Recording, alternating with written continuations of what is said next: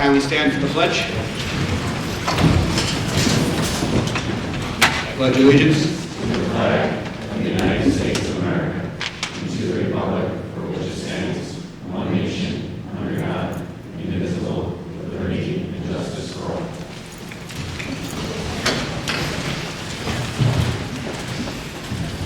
All right, let the record show that all board members are present and in attendance.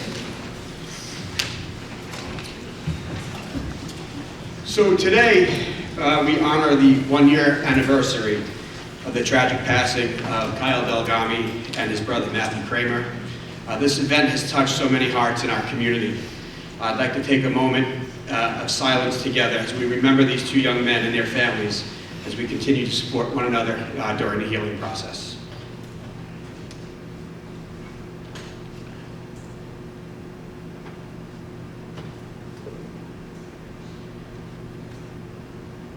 Thank you. I also would like to just acknowledge we have several students here from the high school that are observing tonight's board meeting. These are students who are interested in being the Student Board of Education representative. So thank you for coming out tonight and checking us out, and most definitely thank you for wanting to get involved with the program. You know, it's something I wish we could probably have all of you, but that's not necessarily going to be the case. It is something that we are looking forward to having, and it will be in effect for next school year. And with that being said, speaking of students, we do have Ms. Riley and Ms. Williams that are here to present to us on behalf of the West Islip High School students. Hi everyone, my name is Taylor Redden. I'm Krista Williams, and we're co-presidents for the High School Student Senate. Throughout the month of October, we fundraise for breast cancer awareness by selling t-shirts and bagels. We were very successful in doing so, and we're donating about $500 to the Breast Cancer Coalition. Later in the month, we also did a tour of the Board of Education, along with other high school seniors. We did give some critiques and praising about the high school, and we're very glad that the board can take everything we said into consideration. And in the future, we have our students on a Christmas party where we, I don't know the word to describe it, but it's like a bunch of students come together and we get to help those kids that Like the children with special needs. and special education kids, they come here and then we buddy up and they go to the parents where we can help and we can help. But we get to spend the whole day with them the day before Christmas break. It's great. And we just have so much fun, and they love it every year, and we love it every year. Sweet and Taylor's the last one. And then we're really happy that you guys are allowing us to represent them on the board. I know me and Taylor, we would definitely do it, but we're seniors, so we can't. But it's a great thing, and I can't wait to see who gets it. Yeah, so just two things. One is for the student government holiday party. And I understand that Santa Claus usually does make an appearance, and he reads the night before Christmas. So, kudos to Santa for making an appearance. And also, I don't want to speak for Ms. Marks, but the two of us were on the board tour with the seniors, and it was incredible. I actually texted a couple of their parents, congratulating them on what fine students and reps that they are. You guys did an incredible job with the tour. You made the two of us so proud, and you really did a great job of showing all of us the ins and the outs of the high school, things that, as many times as I've done the tour, you learn something new all the time. So I just want to thank you guys for everything that you do in helping to make the situation better for all students. Yeah, you guys were so knowledgeable, friendly, outgoing, great feedback. Thank you so much. It was a great tour. Thank you.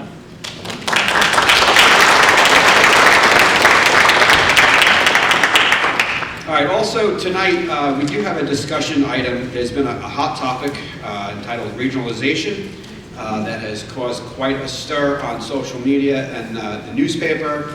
So Dr. Romanelli is going to give a quick presentation on this topic, and then the board is going to have some questions that may or may not be answered regarding our concerns. So, Dr. Romanelli.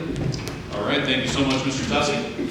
So I'll be sharing the September 2024 Board of Regents meeting presentation. This is a PowerPoint presentation about the regionalization plans in New York State. And then, as Mr. Tussey said, we're going to open it up to a discussion with the board and anyone from the public that wants to speak on this topic. So first off, this was initially presented for 3 reasons through NYSED, the New York State Education Department. Number one was that this regionalization plan was attempting to address students getting access to high quality educational opportunities. It's supposed to alleviate some of the fiscal constraints that we've experienced throughout the state. We've talked about throughout our budget process. And also it's linked to the new graduation measures initiative in New York State as well. So regionalization is seen as an opportunity to kind of equal the playing field and provide equitable learning experiences for all students across New York State.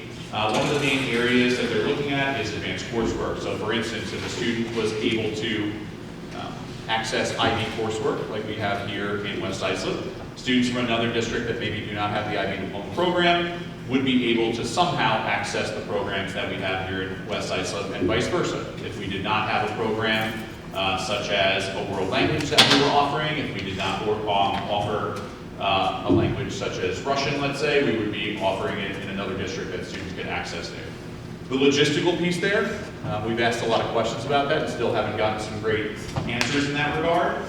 We've also been told about, the example that we've heard that kind of makes some sense is that upstate, if you think about extracurricular activities, an upstate district that may have a football team, 4 surrounding districts that may be a lot smaller and may not be able to field their own football team can actually join in with that district, make a joint football team. The district providing the services would get some additional aid from the state, and students who might have not had access to a football team would then have that access. So a lot of the examples we've heard have not been necessarily applied to Long Island. We have heard some examples about this.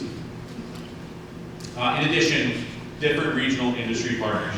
We have a lot of different opportunities in West Islip. You see with our CTE program, we visit a lot of different industry leaders, and CPI Aero we just had a recent trip to. We had a lot of student internships in designatronics, things like that. It would be an opportunity for all students in the region to experience the same things that our students are experiencing. And I do have to say, on Long Island, we are very collaborative. I am part of the Islip cluster. We have 13 school districts in the Islip cluster. We meet once a month with all superintendents of those districts. We collaborate, we talk about opportunities that we have because we do want all students to have wonderful educational experiences on Long Island. The principles that were presented was that regionalization is not reorganization. There are some fears about this that,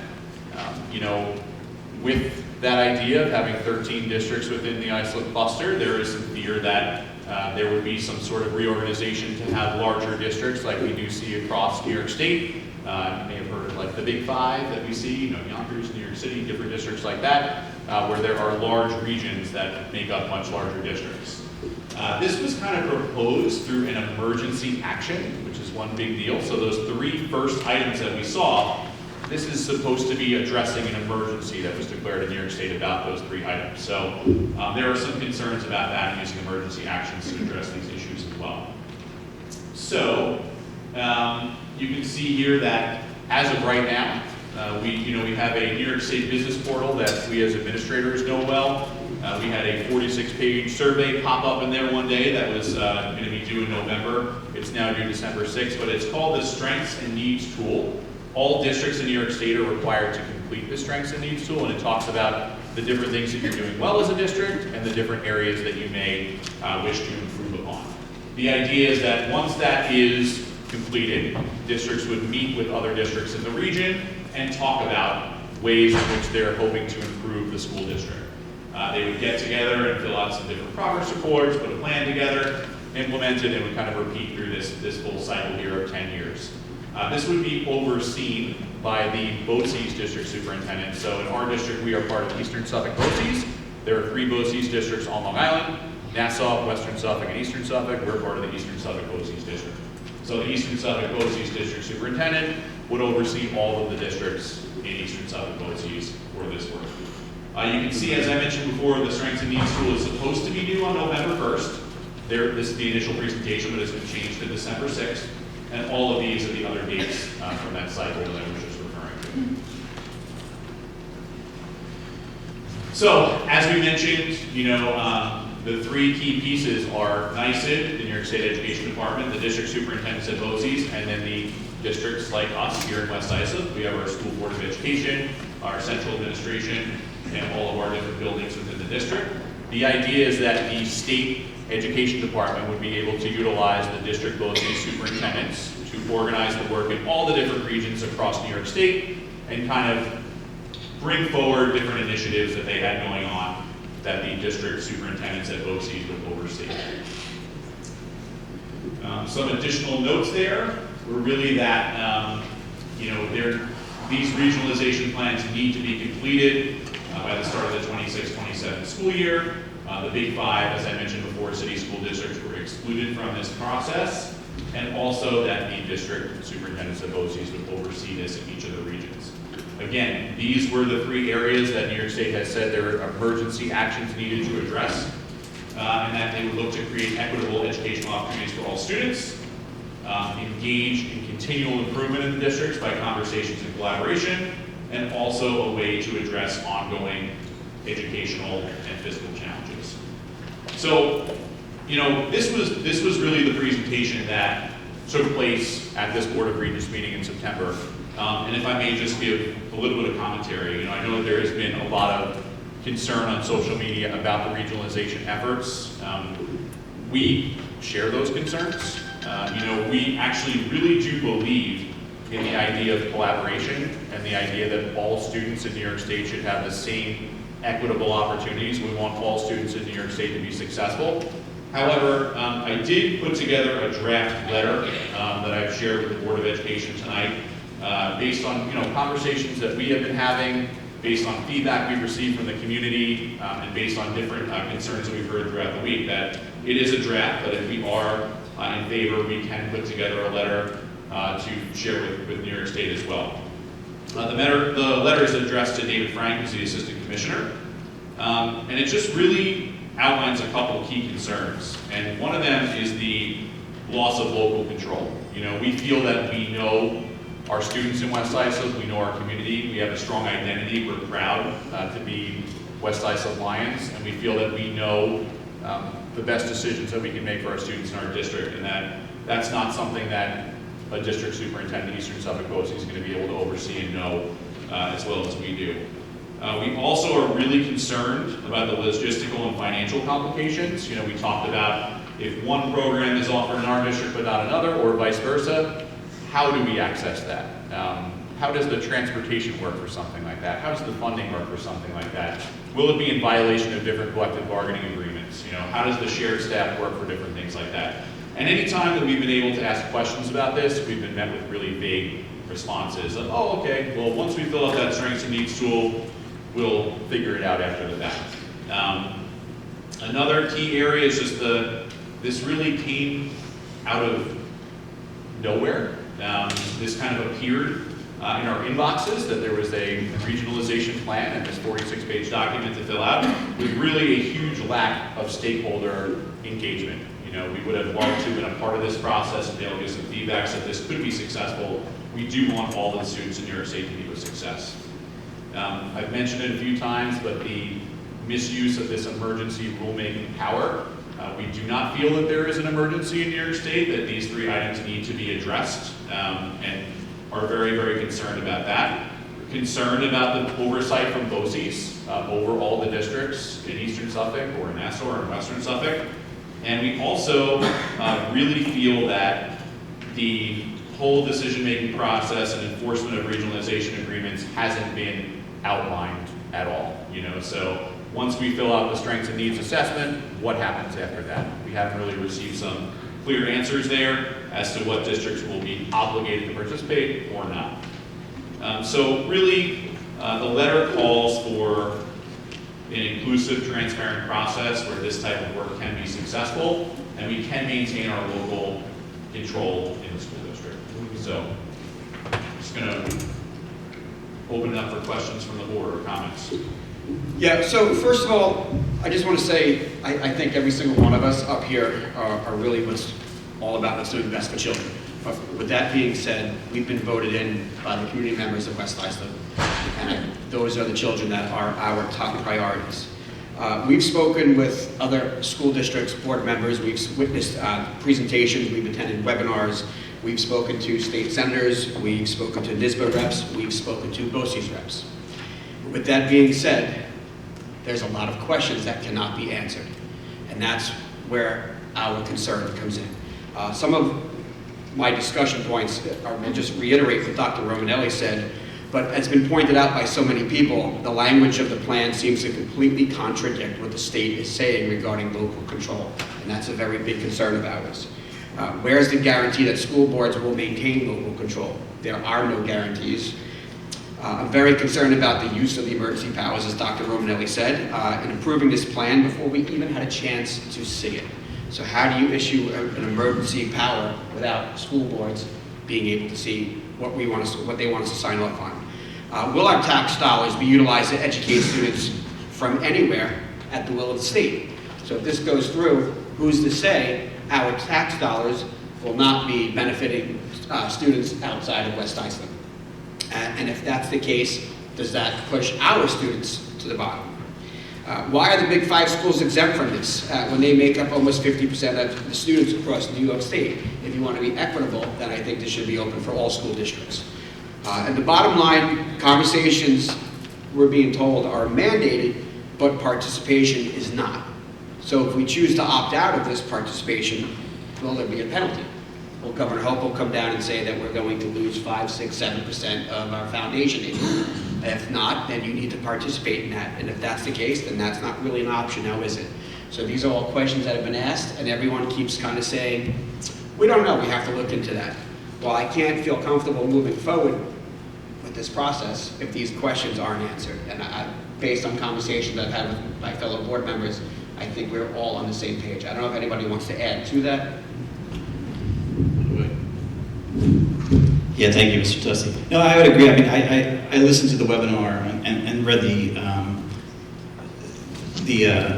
PowerPoint afterwards, but what gets me is that they're trying to put this through as an emergency doctrine. The last time we had an emergency doctrine was during COVID, and they were really trying to take all control away from the local schools. So part of what we have built here in West Islip, as in many communities, is we built a community centered around our school systems.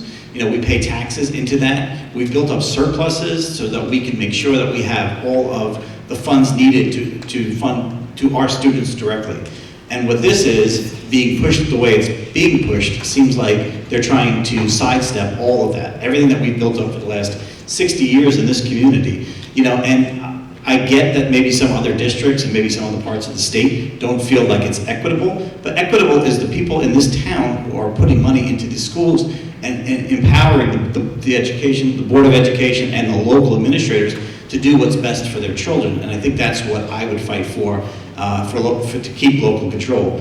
This seems like a power grab. It seems like last year, if everyone remembers, the state tried to really drastically reduce state aid to the schools. And we fought that. They reinstated it. I think this is the second attempt to them to kind of sidestep it with some emergency power that is not necessary, as Dr. Romanelli and Mr. Tussey said. I don't feel there's an emergency power that needs to be taken to go out and do this. So I would be strongly opposed to moving forward with anything until there was an absolute plan to what the details are. And unfortunately, it doesn't look like we're going to get that from New York State anytime soon. So that's kind of my opinions of where we are, and we'll fight for what it is. But I think what we've built here, we built it to last and built it focused around our students in the town. And you know, I think we do a really good job at that. I wouldn't want to lose any of that. So that's kind of my thoughts on the plan. Anyone else? Good evening, everyone. In addition to everything they said, I just also wanted to let you all know that we as a board added our names on a response letter written by the Coalition of New York State board members dated 10/29/24. This letter responded to the 10/25/24 letter sent to Long Island superintendents and school board presidents from New York State Ed and BOCES, regarding the emergency rule on regionalization as published in the 9/25/24 New York State Register. This letter was written to call out some inconsistencies in which we feel are mischaracterizations regarding mandates and the misuse of emergency powers and attempts to take over local control. We're calling on New York State Ed to allow, we're calling on the New York State Ed to allow the emergency rule to expire and not renew it at today's New York State Board of Regents meeting. We also call on the withdrawal of the proposed regs published in the 10/23/24 New York State Register that would expand district powers for superintendents and BOCES. Thank you. All right, so I have the letter here that Dr. Romanelli drafted. He signed it. I am very excited to be the first board member to sign this as well. I'm going to pass it right on down, and we can all, if spoken about, will sign, and we will get this letter sent out. Just wanted to add one or two more thoughts. A big concern that has come up with all this is that we faced a really, really challenging budget year last year when we faced our foundation aid being cut in West Islip, and that was a huge impact to our school district. We do fear that this regionalization plan is going to be a justification for the fact that if our foundation aid is cut, that the solution will be pointed to as regionalization, and then you can look to other districts to collaborate. If you're missing programs and can't afford them, you can take a look somewhere else and collaborate with people in the region. We do not view that as a solution. We do think that it's short-sighted as well. So, appreciate all the collaboration and conversations with the Board of Education on this. Very interested to hear comments from the public as well, if there are any. And I know that we've also had some conversations with Mr. Dixon and our teachers union and Mr. O'Farrell, who are both here today, and our administrators union. And we have it is wonderful to have, a united front on this. Our teachers, our administrators, our central administration, and our board. And we will, if the letter does receive final approval from the board, we will share this on our website. We'll also post a form letter for how parents can get involved as well.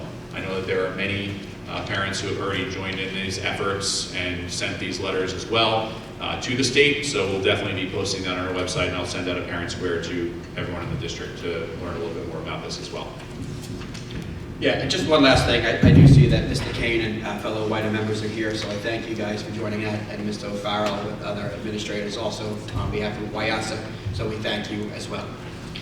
So with that being said, thank you to everybody here for that. Yeah, so at this time, I do want to invite anyone up who has any questions on behalf of any agenda items or the regionalization. Okay, we will have another session for questions at the end, so if anyone does come up with something, you're more than welcome to hit the microphone. So I do need a motion, please. Needed to approve the minutes of the October 22nd, 2024 planning session. So moved. Second. Discussion? All in favor? Opposed? Okay, motion carries. We're going to move into personnel with Mr. Cameron. I'm actually going to turn personnel over to Dr. Romanelli to start. Wonderful. Thank you, Mr. Cameron, and thank you, Mr. Tussey. I'm really excited to talk about the tenure appointments of two staff members that we have here this evening, Ms. Kelly O'Hara and Ms. Caitlin Palmieri. I'm going to talk about them both individually first, and then ask the board to consider them for tenure this evening. So first off, Kelly O'Hara is a dedicated and motivated educator who exhibits a strong commitment to teaching the whole child. She creates a learning environment that fosters independence and working within the school community. She's managed to build strong connections with both students and their families quickly in her time in the district already. She's nurturing and engaging, and she prioritizes the individual needs of every child. Kelly approaches instruction with enthusiasm, creativity, and pride. And I must say that every time that I stop by her classroom, there is some sort of amazing, hands-on, fun activity where students are learning and engage and just having a great time while picking up the necessary skills that they need to be successful. I always think this when I go into her classroom, that I would love if my kid sat her as a kindergarten teacher, and we know that that's always a big mark of success and confidence there. So for those reasons, I'd like to ask the board to consider her for tenure this evening.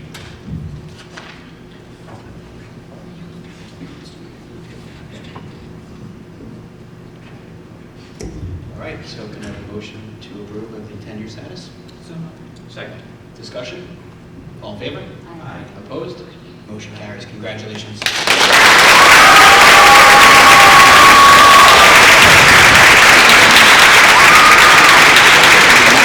We're going to call you up in a minute and congratulate you, Kelly, but hold on. We want to also talk about Caitlin Palmieri, who is up next on our list. So Ms. Palmieri has consistently demonstrated a reliable and proactive approach to her responsibilities, significantly contributing to the well-being of our student body and the overall school environment in the high school, where the needs of students can be unpredictable and complex at times. Mrs. Palmieri has proven to be a dependable and resourceful professional. She has a remarkable ability to build trust and rapport with students, parents, and staff, ensuring that everyone feels heard and supported. Her exceptional counseling and therapeutic skills have been critical in helping students navigate difficult, emotional, and psychological challenges. Ms. Palmieri's empathetic approach and ability to tailor interventions to individual needs have resulted in meaningful, lasting outcomes for many students. And just as a side note there, I must say that probably one of my first days in the district, I was out checking out one of our local athletic events, and Ms. Palmieri was supervising. She had the yellow supervisor jacket on. I went and stood next to her to watch the game, and I think that she actually might have provided a therapy session for me as well in a new role. It was very, very easy to talk to, made me comfortable right away, and we had a wonderful conversation. So I know our students get to benefit from that type of approach and relationship every day. So we're so lucky to have Caitlin here, and I would love if the board would consider her for tenure this evening. Okay, can I have a motion to approve the tenure status for Ms. Palmieri? Second. Discussion? Yeah, I'd just like to say, having some personal family connection with our own family with Ms. Palmieri. She's not only kind, considerate, and really caring for children, she really helps everyone in the building. So just congratulations and a well-deserved tenure appointment. All in favor? Aye. Opposed? Motion carries. Congratulations. And can we also have Kelly and Caitlin come on up? We have a small token of appreciation.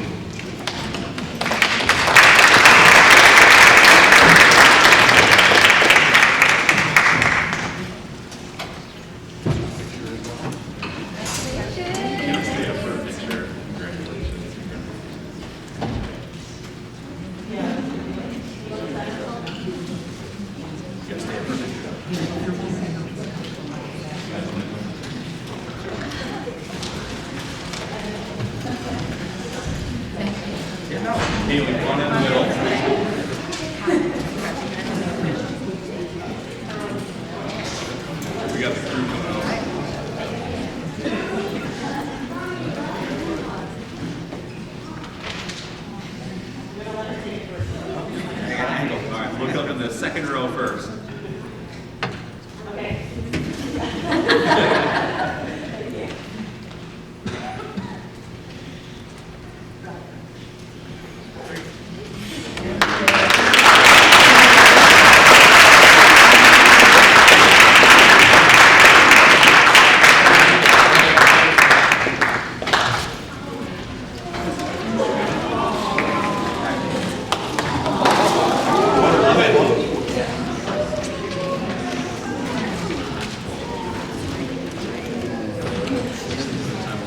That's the best.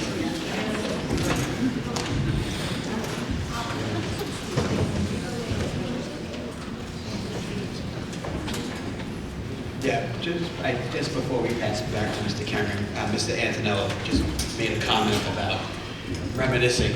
I don't know how many years ago it was for you. How many? About 30? Not that many. You're that old?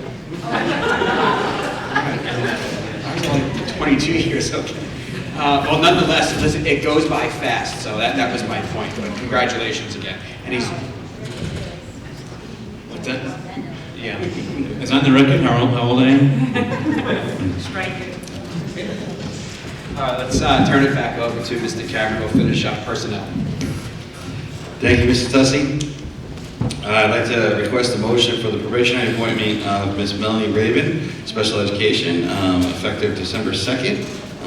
Ms. Melanie Raven is actually a West Islip Lion, once a Lion, always a Lion. We're very excited that she'll be joining us in replacement of Ms. Amy Wheeler, who is reassigned to the Oakwood Elementary School as a math coach. So can I request a motion for the probationary appointment of Ms. Melanie Raven in Special Education as listed in your personnel agenda? So moved. Second. Discussion? All in favor? Opposed? Motion carries. Okay, I'd like to request a consent agenda for all items listed in your agenda from CL1 through other, including permanent sub through cheerleading. So moved. Second. Discussion? All in favor? Opposed? Motion carries. Thank you so much, Mr. Tussey. Love this board. I guess we're going to move into the curriculum update, and Dr. Romanelli will lead us through that. Thank you, Mr. Tussey. So just really quickly, we have our superintendent's conference day tomorrow. We have Mr. Jin Kim, who is one of the leading school safety experts in the country, who's going to come to speak to us as our keynote speaker tomorrow. We also have a number of breakout sessions for staff that Mrs. Morrison has put together, about 30 options for staff that are going to be led by in-house people throughout the day. And so we're really, really excited about some of those different offerings, and know that it's going to be a meaningful day for our staff. Mrs. Morrison also apologized for not being able to be here this evening. She wasn't feeling well, and she just wanted to share that we had our first meeting of the Anxious Generation Book Talk, which I know that a lot of people have been reading this book. If you weren't able to make the first meeting, we have another meeting on January 2nd. It's at 7 p.m. at West Islip High School in the library.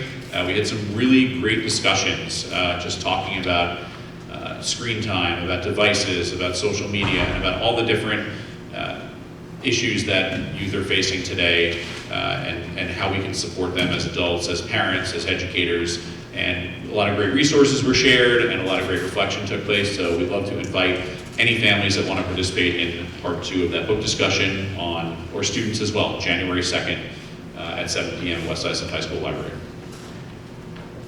All right, thank you, Dr. Romanelli. We do have 8 board committee reports tonight. We're going to start off with the audit committee, and for that, we'll turn to Ms. Marks. Hi, good evening. We actually spoke about this a little bit last month. I'm just going to give you the official audit committee meeting report. The meeting was called to order at 7:01 p.m. All board members are present. Administrators present were Dr. Romanelli, Mrs. Morrison, Mrs. Pilati, and Mr. Cameron. October 10th, 7:01 p.m. Audit committee reviewed the audited financial statements and corrective action plan for year ending June 30th, 2024 that was presented by the district's auditing firm, R.S. Abrams. The meeting was adjourned at 7:14 on motion of Debbie Brown, second by Mr. Antonello, and all board members voted in favor. And all correspondence reports or related materials in reference to these minutes are on file in the district office and are also available on the district website if you'd like to review them. Thank you. That was good, thank you. All right, we'll move into building and grounds. Mr. McCann. Thank you, Mr. Tussey. Buildings and Grounds Committee met on October 22nd, 7 p.m. in the Beach Street Middle School Library. We talked about a few things for the transition from cooling to heating. So with temperatures going from cold to warm, we are making that transition. Well, the nice part about this year that we didn't have the last couple of years with the new AC splits, the new units can actually do heating and cooling, so the transition is a little smoother. We've got some major projects that are underway. The district office security vestibule that's attached to this building is under construction, so if anyone's been to back of Beach Street, you'll see that under construction. That's the last security vestibule that we've have built, and that should be opened towards February. We also did speak about the building use for the gym as we get in the colder winter months. The Buildings and Grounds group tries to accommodate everyone who would like to have some gym time, some of the extracurricular non-school associated groups like the West Side Soccer and Lacrosse, Boy Scouts and Girl Scouts. So they do everything they can to accommodate. Gym space is limited. Most of the school sports in the winter are inside, so we accommodate them first, but we will open it up through a permit process. So just bear with us because there are a lot of different permits that are out there. We've got a pool, the high school pool, as we continue to bring that to fruition for the architect. We have a meeting this week to get the progress scheduled. Last time we had a meeting, we were still on schedule to hit those dates, so we're pushing for that. The last was the IT offices were moved to the high school from this building, so that was a big upgrade for the IT staff. So. Okay, thank you, Mr. McCann. We have the Health and Wellness Alliance and Mrs. Kelly. Thank you, Mr. Tussey. The Health and Wellness Alliance met this morning at Paul J. Blue Cafeteria at 9:30 a.m. Members present were Tim Moran, Dr. Romanelli, Deb Brown, Quinn Vidal, Justin Arini, Lindsay Ednick, Rhonda Pratt, Tricia Maletti, Ariana Stubman, Melanie Steinweiss, Gail Darty, Dawn Nicoletto, Noreen Pansner, Stephanie Galamis, Maureen Pike, Megan Desar, Barbara Voris, and Sharon Kerrigan. We went over the financial report, and we spoke about the Glow Run, which is taking place this Wednesday at 6:30 p.m. at the high school. We already have over 300 people registered for the event. Again, this is a family connect night, so it'll make it easier for everybody who want to come out and not worry about homework. Walk-up registration is still available. The event is rain or shine. There'll be a DJ, a dance party, popcorn, and healthy snacks will be given out. The elementary school with the greatest participation will receive $150 for supplies. Participants are encouraged to wear glow-in-the-dark clothing and accessories, and all registrants will receive an additional glow-in-the-dark accessories. And a big thank you to all of our sponsors for that. We spoke about the Mental Health and Wellness Subcommittee. We had a Zoom meeting on Tuesday, October 15th. It was a great first meeting. We focused on screen time and mental health and the effects of cell phone use and social media. All families received a newsletter with helpful information on the topic and how the district is supporting the cell phone use with the new cell phone policy. The newsletter will also be available on the Health and Wellness Alliance webpage on the district website. We spoke about the newsletter, and the Alliance is preparing articles for a February publication. And we also selected for the Health and Wellness Senior Scholarships. We selected members to review applications for the scholarships, and the Alliance will determine how many scholarships will be given out based on the amount of available funds. West Islip High School Breast Cancer Awareness Day. This was on Friday, October 18th. The Alliance approved purchases of pink pens to help support this important event. The West Islip staff raised $1,562, and a total over the years of $47,585 has been donated to the West Islip Breast Cancer Coalition. And upcoming events, the third annual Gingerbread House Decorating Party, which will be on December 18th at the West Islip High School from 6 to 8 p.m.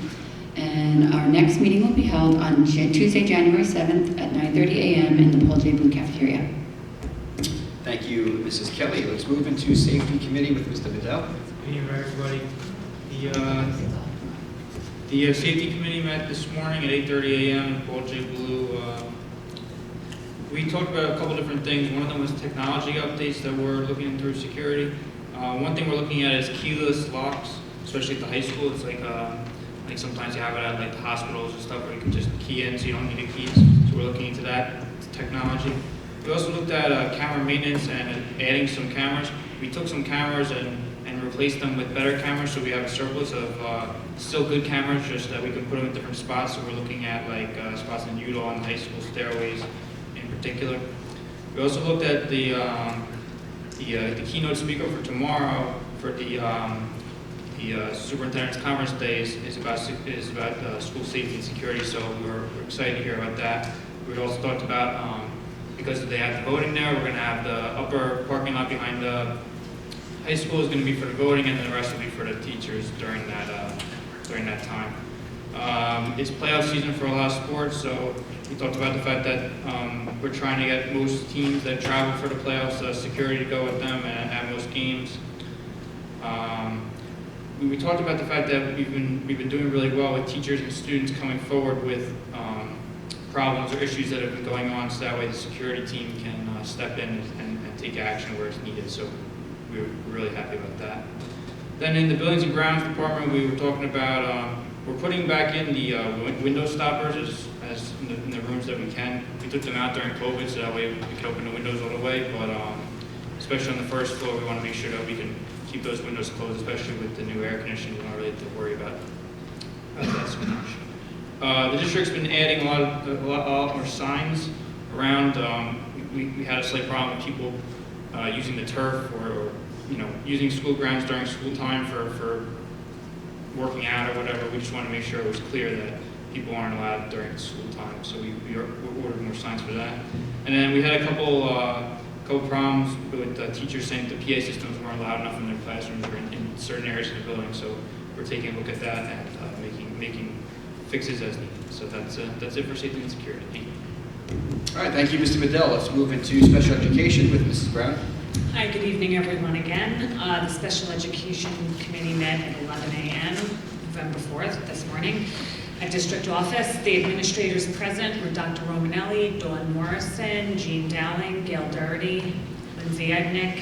Board members present were myself and Christina Marks. The committee discussed IEPs from CSE and CPSC, recommendations from the respective committees. These recommendations will be approved this evening. The Special Education Department continues to work hard with our students and families to support their learning and program needs. PD has been, professional development, PD, has been provided for teachers on the ICT models. The Life Skills class recently had a Halloween dance. Life Skill peers from Lindenhurst joined them, in addition to Unified Football Partners. The dance was held on Friday night and fun was had by all. West Islip Special Education Department will model some of our ICT programs for district representatives from Bay Point, Blue Point schools. Crisis intervention training is in progress in the district. The meeting adjourned at 10 a.m. The next Special Education Committee will be on December 11th at 9 a.m. And just some SEPTA announcements. The silent dance will be held November 15th from 6:30 to 8:30 in the Buell Road Gymnasium. There's over 75 students registered, and SEPTA's looking forward to this amazing event. This event cannot accept walk-ins, so please reach out to SEPTA if there's any questions. The next SEPTA meeting will be November 14th at 7:30 at Paul J. Ballou. The OPWDD coordinator from West Islip Schools will be presenting at that meeting. Thank you. Have a good night. Thank you, Mrs. Brown. We have the Education Committee with Mr. Antonello. Thanks, Mr. Tussey. Good evening, everybody. The Education Committee met this evening at 6:05 p.m. All board members were present. Most of us were on time. Administrators present included Dr. Paul Romanelli, Assistant Superintendent James Cameron, Assistant Superintendent Lisa Pilati. Well played. The first item discussed was mastery learning and equitable grading practices. Dr. Romanelli filled in for Mrs. Morrison tonight and was explaining to us about the idea of within departments in the high school of trying to establish similar practices between teachers within subject areas to allow for equitable grading practices. The second item discussed was Superintendent's Conference Day, which is tomorrow. Dr. Romanelli mentioned the keynote speaker, expert on security. The teachers will do professional development. Those professional development programs were designed with input from the teachers. The third item was the 2025-2026 pre-K discussion. There'll be a December board presentation on that. There's some space issues. The children just keep coming. And lastly, an update on elementary literacy program pilot, which just finished, called Fish Tank. And the attendance policy committee will meet next week. The meeting ended at 6:30 p.m. All right, thank you, Mr. Antonello. Finance Committee with Mrs. Marks. Good evening again. The Finance Committee met earlier this evening, November 4th. Meeting began at 6:31 p.m. All board members were present. Administrators present were Dr. Romanelli, James Cameron, and Lisa Pilati. Items covered were the Treasurer's Report, School District Funds, and Extracurricular for September, Payroll Summary for September, Financial Statements for September, Internal Claims Audit Report for October, System Manager Audit Trail for October, payroll certifications for the weeks of October 16th and October 30th, review of warrants, and review of board agenda and finance items, which included the approval of budget transfers. We had 3 discussion items. The firms, the district's internal auditors, Cullen and Danowski, are on site working on the annual risk assessment, and the audit committee meeting is scheduled for December 10th at 6 p.m. As we do each year, we went out for a $20 million tax anticipation notice. That the sale will be on November 5th, the closing will be on November 14th, and the results will be announced at the December Finance Committee. Meeting was adjourned at 6:35 p.m. Thank you. Okay, thank you, Mrs. Marks. The Policy Committee met this evening at 6:35. All board members were in attendance, along with administrators Dr. Romanelli, Mrs. Pilati, and Mr. Cameron. The notes are as follows. We had a discussion regarding the Board of Education self-evaluation tool for new policy 0310. This is a revised version. The board met as a committee to discuss the self-evaluation tool that was presented at our previous meeting of the committee. Presented was a self-evaluation tool that gives the Board of Education trustees an opportunity to self-evaluate across the following categories, some of which include leadership, communication, decision-making, evaluation of the superintendents, board operations, and board meeting effectiveness. The Board of Ed trustees will review the questions in these categories to provide a rating of outstanding, good, needs improvement, poor, or don't know annually. This tool is intended to help us reflect on our year and improve our operations the following year. I would personally like to thank Mr. Cameron for his painstaking efforts in putting this together. And as a wise man once told me, effort in equals quality out. Thank you, Mr. Cameron. Number 2, we had the Facilities Development in Series 7000s. This review recommendations are from Human Resources and Building and Grounds. The Board of Education discussed the Facilities Development Series and reviewed the recommendations that were developed between the Human Resources Office and Building and Grounds as mentioned. We now seek approval we seek additional input from NYSBA and legal counsel. And finally, last but not least, the Support Service Series 8000, review recommendations based on crosswalk of the current manual. After reviewing the crosswalk of our current policy manual with the new recommended Support Services Series 8000, it has been recommended to focus on the required essential policies suggested in the 8000 series. Mr. Cameron will prepare additional recommendations of required and essential policies at our next policy committee meeting. Additional conversations was had about maintaining our current policy manual in its current form while making all necessary updates based on New York State Education Department regulations and laws governing the school board and its operation. In addition, Mr. Cameron will continue to work with NYSBA, legal counsel, and the West High Board of Education to update our new policy manual. Once complete, a recommendation will be made to have 2 readings of the policy manual and adoption once the new policy manual is complete. Our future policy committee meeting dates are February 4th, 2025, March 11th, 2025, and April 10th, 2025.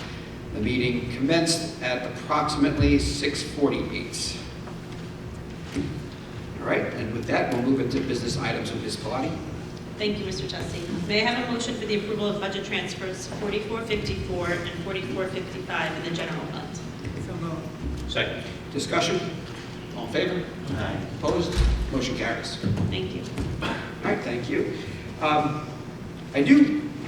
kind of missed this opportunity earlier with the announcements. I just want to congratulate the varsity girls soccer team. They will be competing tomorrow night for the Long Island Championship at Hofstra University at 6:30. This is a pretty big deal. Whether they win or lose, they are Suffolk County champions. I'd like to actually commend all of our fall sports who really had a great showing throughout the playoffs. You know, boys soccer really as the 11th seed won a couple of difficult rounds. Girls playoffs, girls volleyball advanced. It's just, I think it's a testament of not just the parents who get these kids to and from practice on a daily basis and all the additional activities that they do, but our coaching staff and of course the athletes themselves. So congratulations to everyone involved, and hopefully these girls will bring home the Long Island Championship tomorrow.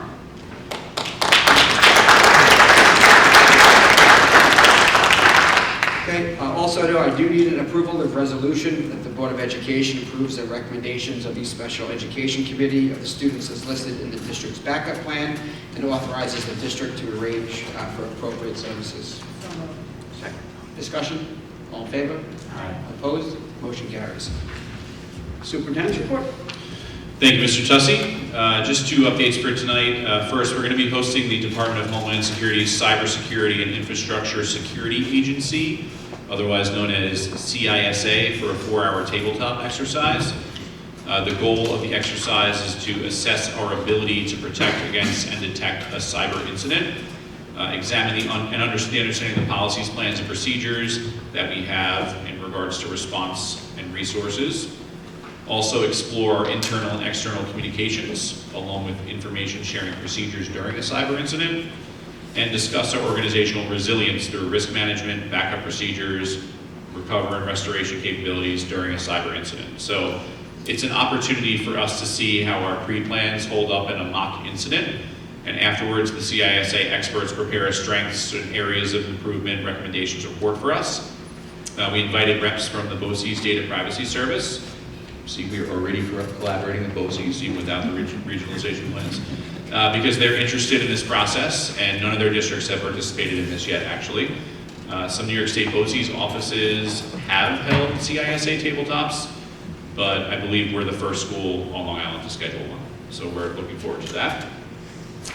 And in addition, just to kind of piggyback on what Mr. Tussey said about our fall athletics teams, we're really proud of all the teams this season. The West Islip School District recently received the New York State Public High School Athletic Association School Distinction Award, which is a really great honor, and we're really proud of this. To be recognized as a school distinction, 100% of the district's varsity sports teams must earn scholar athlete team recognition, which means that there's a team average of 90 or higher. So while all New York schools receiving this distinction had 100% of their varsity athletic teams qualify, West Islip is one of only 22 New York State school districts who offer over 30 annual varsity sports to receive this prestigious honor. So congratulations to the student athletes, families, coaches, teachers, and really our entire West Islip district and staff on this incredible team.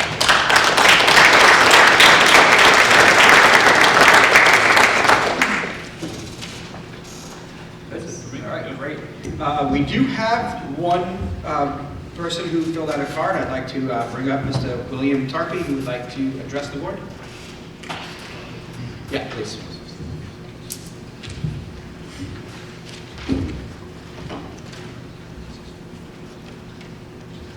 So I just have one question for the board about student education. How is the Board of Education innovating assessment methods to evaluate student learning beyond standardized testing in order to better capture critical thinking, creativity, and other essential 21st century skills? Yeah, actually, I'm going to let you chime in as well. That's a really, really good question. I've made it known since my beginning time here that I am not a standardized test person, and I don't believe in utilizing just tests to assess children and to evaluate. With that being said, I think our education committee has been having these discussions for years and coming up and implementing new ways of assessing students. And even New York State is looking at eliminating the New York State regents and coming up with a new way, new graduation requirements. I know you said you wanted to add something as well. Yeah, so I think that, thank you for bringing up the new New York State graduation requirements. You know, there is a movement in New York State in regards to this question where, you know, the idea is that there are multiple ways for students to demonstrate mastery of learning standards, not just one type of assessment. So we've actually, you know, already begun a lot of work on this across the district and been trying to incorporate some more project-based type assessments for students that they can showcase their learning in different ways. We are taking a look at, you know, how we offer midterm, final exams, things like that, and looking at some different flexibility from the traditional assessment model. So we are excited for the flexibility that we're hoping that these new graduation requirements allow for us. We're happy that we feel we've been a little bit ahead of the curve on this. You know, if you're familiar with the district's profile of a graduate, I know that that's talked about pretty regularly at the high school and at our buildings across the district. We've kind of tried to identify the essential skills we think students need to be successful. So we're trying to focus our instruction not only on the core academic standards, but really on developing things like effective communication, critical thinking, and problem solving. And we're also, of course, always open to suggestions. So if you have things specifically that in any area of study that you're working in that you feel would be a better way for you to demonstrate your learning, we're always open to that. Talk to your teachers, talk to your administrators, talk to us, and we're happy to hear about it. Thank you. Thank you. Thank you. I was fortunate enough to get 2 more cards, so let me call down Peter McCann.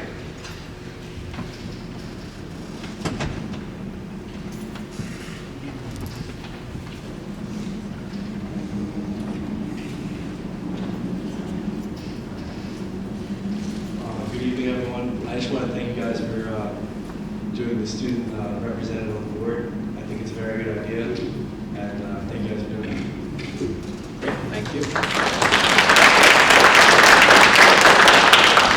And then we have one from Noah Butler.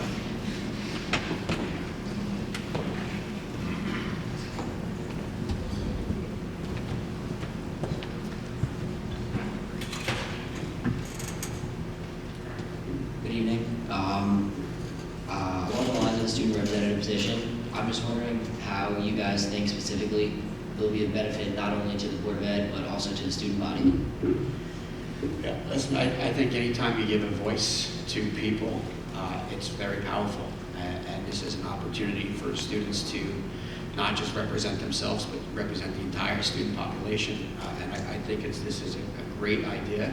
And I know when Quinn ran for school board, there was a lot of talk about having someone so close to that age and how much they can bring to the table, and it's really been a lot of truth to that, and having a student rep is just going to be able to continue that. Because with all due respect to Ms. Bedell, time goes by fast, so the older we get, the more removed we are, so making sure that we keep someone there is outstanding, and I think we're all excited about that. And before you go, I have to ask, is your father Dan? Yes, okay, I know you, Dad. Yeah, and if I could add to Mr. Tussey, I think one of the best concepts that, it's actually New York State came down with it, was to add somebody, because, we sit up here as Board of Ed, parents and educators, but the student perspective is probably the most important perspective that we need to have. And we all bring it through, our relationships with our children or their friends, but really that's the best voice that we can have. That's, I think, a great aspect of what New York State is adding for next year. Thank you.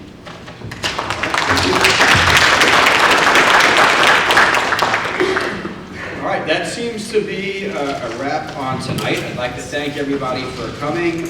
If anyone is interested in attending the soccer game tomorrow at Hofstra University, there are tickets that you have to purchase through Section 11. I think on the website there's a link to that. Also, there will be people there selling it at the door. So that being said, I'd like to have a motion to adjourn to executive session where the board will discuss negotiations, litigation. Are we done? There's no executive? Yeah, we do have one more. Yeah. Litigations and negotiations. Second. Discussion? All in favor? Opposed? Motion carries. Thank you, everybody. Have a great